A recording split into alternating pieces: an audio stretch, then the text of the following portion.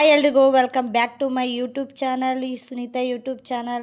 ಎಲ್ಲರೂ ಹೇಗಿದ್ದೀರಾ? ಎಲ್ಲರೂ ಕೂಡ ಚೆನ್ನಾಗಿದ್ದೀರಾ ಅಂತ ಅಂದ್ಕೊಂಡಿದ್ದೀನಿ. ನಾನಂತೂ ಸಿಕ್ಕಾಪಟ್ಟೆ ಚೆನ್ನಾಗಿದ್ದೀನಿ. ನೋಡಿ, ನಮ್ಮೂರಿಗೆ ಊರನ್ನೇ ಅಲಂಕಾರ ಮಾಡಿದ್ದಾರೆ.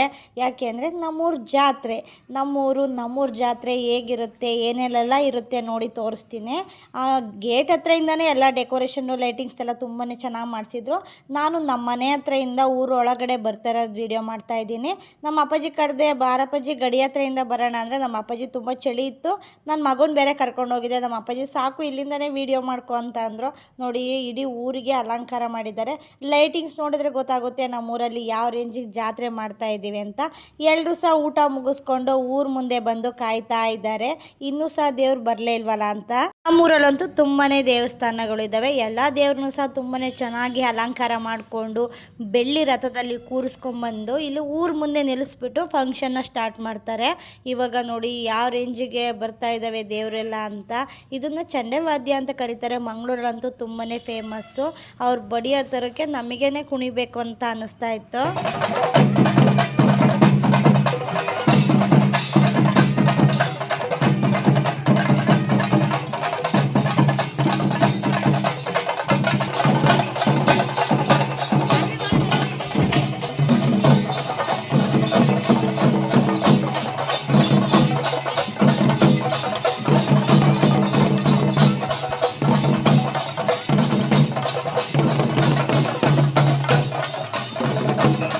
ನೋಡಿ, ನನ್ನ ಮಗ ಯಾವ ರೇಂಜಿಗೆ ನೋಡ್ತಾ ಇದ್ದಾನೆ ಅಂದರೆ ಕಣ್ಣಿನ ರೆಪ್ಪೆನೂ ಸಹ ಮುಚ್ಚಂಗಿಲ್ಲ, ಆ ರೇಂಜಿಗೆ ನೋಡ್ತಾ ಇದ್ದಾನೆ.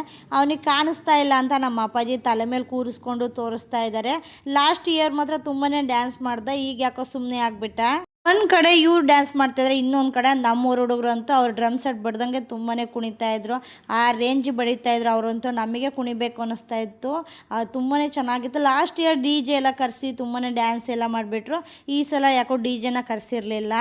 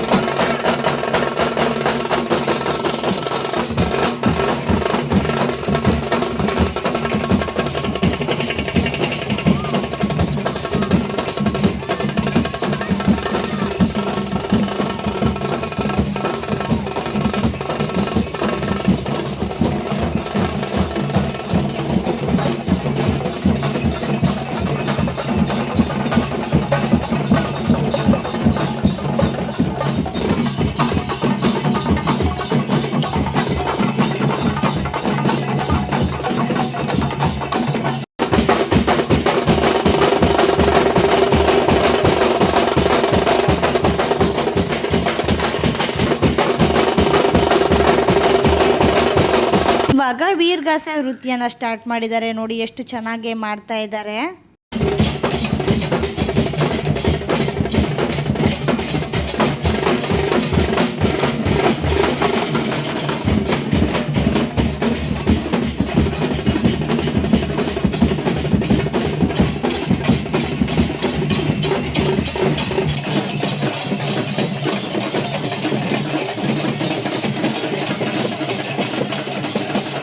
ಸಲ ಜಾತ್ರೆನೂ ತುಂಬಾ ಚೆನ್ನಾಗಿತ್ತು, ತುಂಬಾ ಡಿಫ್ರೆಂಟ್ ಅನ್ನಿಸ್ತಾ ಇತ್ತು.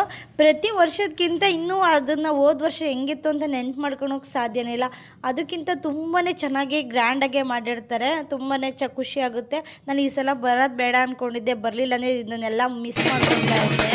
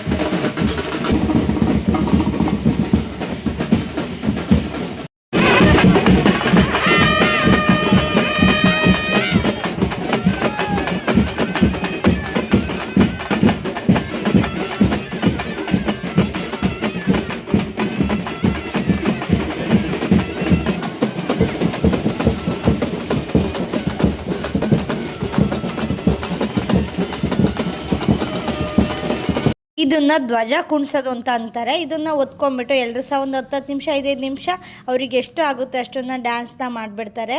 ನಾನು ಇದನ್ನು ಎಲ್ಲ ಊರಲ್ಲೂ ಸಹ ನೋಡಿಲ್ಲ, ನಮ್ಮೂರಲ್ಲಿ ಮಾತ್ರ ನೋಡಿದ್ದೀನಿ.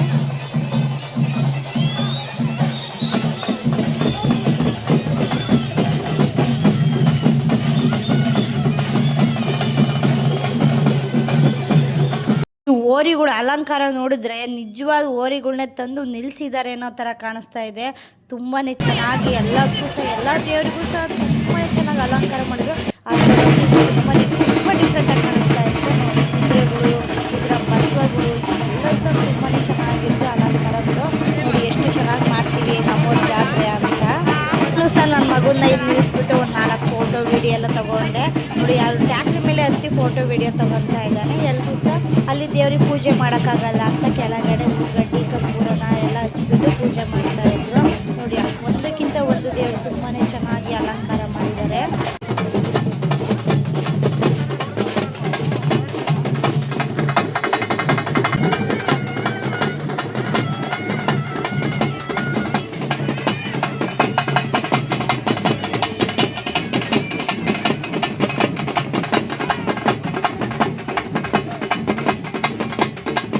ಬೆಳಗಿನ ಜಾವ 2 ಗಂಟೆವರೆಗೂ ಸಹ ಇಲ್ಲಿದ್ದು ಎಲ್ಲ ಉತ್ಸವ ಎಲ್ಲ ಮುಗಿಸ್ಕೊಂಡು ನೆಕ್ಸ್ಟ್ ಇಲ್ಲಿಂದ ನಮ್ಮೂರು ಬೆಟ್ಟಕ್ಕೆ ಹೋಗ್ತಾರೆ. ಬೆಟ್ಟ ಇರೋದು ಒಂದು 3 ಕಿಲೋಮೀಟ್ರ್ ಆಗುತ್ತೆ ಇಲ್ಲಿಂದ, ಊರೊಳಗಡೆಯಿಂದ. ತುಂಬಾ ಚೆನ್ನಾಗಿರುತ್ತೆ. ಬೆಳಗಿನ ಜಾವ ಕೆಂಡ ಇರುತ್ತೆ, ತೇರಿರುತ್ತೆ, ಮತ್ತು ದೇವ್ರನ್ನ ಉಯ್ಯಾಲೆ ಮೇಲೆ ಕೂರಿಸಿ ಉಯ್ಯಾಲೆ ಆಡಿಸ್ತಾರೆ. ತುಂಬಾ ಚೆನ್ನಾಗಿರುತ್ತೆ ಜಾತ್ರೆ ನೋಡೋಕ್ಕೆ. ಸರಿ ಇನ್ನೇನು ನಾವು ಟೈಮ್ ಆಯಿತು, ನನ್ನ ಮಗ ಮಲ್ಕೊತೀನಿ ಅಂತ ಇದ್ದ. Thank you for watching.